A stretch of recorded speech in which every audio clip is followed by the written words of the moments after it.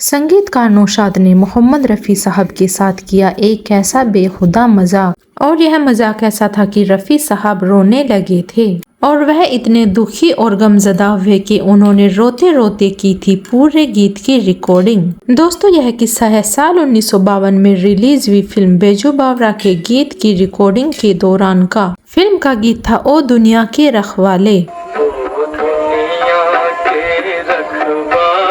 दोस्तों, इसी गीत की रिकॉर्डिंग के दौरान नौशाद साहब ने रफ़ी साहब के साथ एक ऐसा बेखुदा मजाक किया था जिसके बाद वह फूट फूट कर रोने लगे थे। दरअसल कहा जाता है इस गीत को गाने के लिए रफ़ी साहब ने 15 दिनों तक रियाज किया था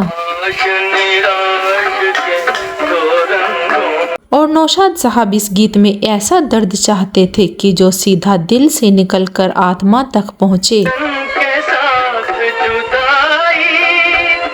और रफ़ी साहब इस गीत की रिकॉर्डिंग के दौरान वह दर्द नहीं दे पा रहे थे जो नौशाद साहब चाहते थे।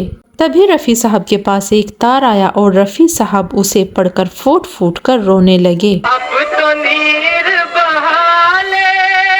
वहाँ मौजूद सभी लोग यह देखकर हैरान हो गए कि आखिर उस तार में ऐसा क्या लिखा है जिसे पढ़कर रफ़ी साहब इस कदर फूट फूट कर रोने लगे। तभी संगीतकार नौशाद साहब रफ़ी साहब के पास आए और उन्होंने पूछा, रफ़ी साहब क्या हुआ, आप रो क्यों रहे हैं? और रफ़ी साहब ने रोते हुए कहा, सब खत्म हो गया, जिसके लिए मैं यह सब कर रहा हूँ वह मुझे छोड़कर चली गई।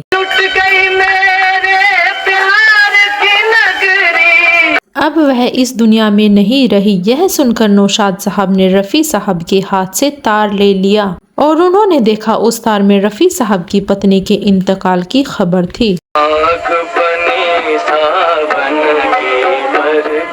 और रफ़ी साहब रोते हुए रिकॉर्डिंग रूम से घर के लिए जाने लगे। तभी नौशाद साहब ने उन्हें रोका और कहा, रफ़ी साहब आपकी बेगम तो अल्लाह को प्यारी हो गई, कम से कम एक और आखिरी बार रिकॉर्डिंग कर ले ताकि हमारे प्रोड्यूसर साहब और साजिंदों का नुकसान न हो।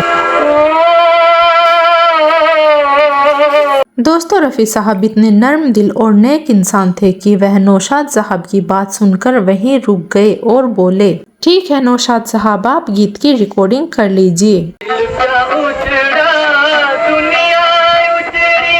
जिसके बाद रफ़ी साहब ने दुखी मन से रोते हुए इस गीत की रिकॉर्डिंग पूरी की और नौशाद साहब जो दर्द इस गीत में चाहते थे वह रफ़ी साहब की आवाज में था।